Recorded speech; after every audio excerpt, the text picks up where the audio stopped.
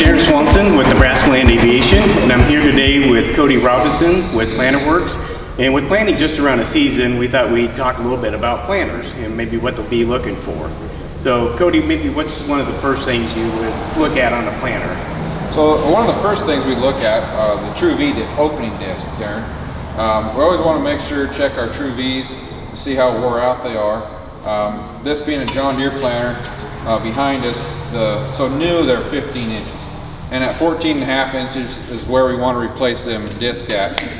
The one thing I tell guys when they're doing that, kind of have an idea of where you're at with acres next year. You know, don't wait till they get to 14.5. If they're getting close and you got a lot of acres ahead of you, make sure to replace them this year so they make it through this entire season. So I know one important thing about a planter is getting even planting depth. So I know there's a tool out there that you can use to kind of set your planting depth and get all the rows the same, because even maybe though they're on the same notch or same setting, doesn't mean that they're always planting at the same depth. So one of the things that in the last few years we've kind of focused more on is setting each individual row to make sure they're at perfect 2 inches or 1 3/4 wherever you're at on your farm. But this cool tool here, the Set and Seed, you can get them online several different places, or like Darren's son just made some out of 2x4 and plywood.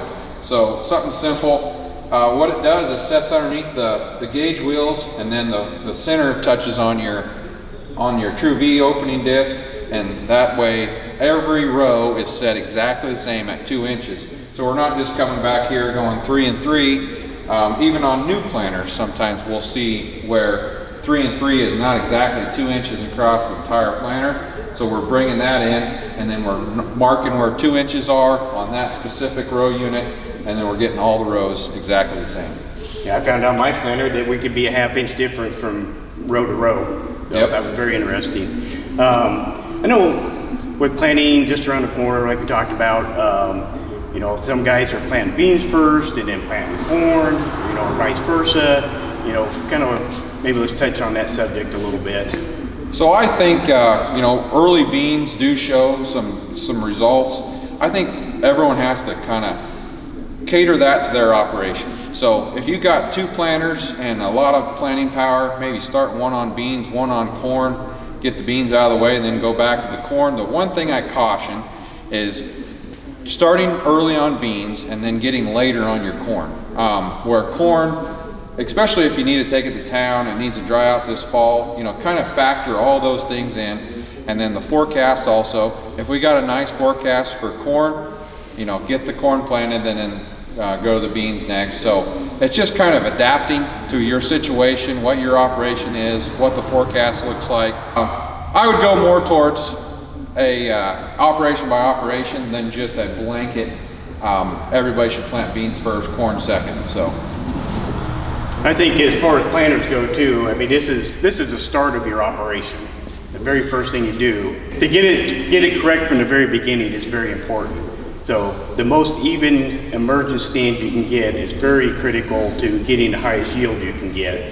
I think the planter pass, or what I always talk about with guys not only selling planters but as a crop consultant too, if we don't have a stand, then we don't have anything. So it's our base that we can build off of to build yield from there, and we don't want our stand to be our limiting factor. If our stand is our limiting factor, all the fertilizer and fungicide and everything else we're applying after the fact, we're not going to get all the good out of that because we don't have a good stand.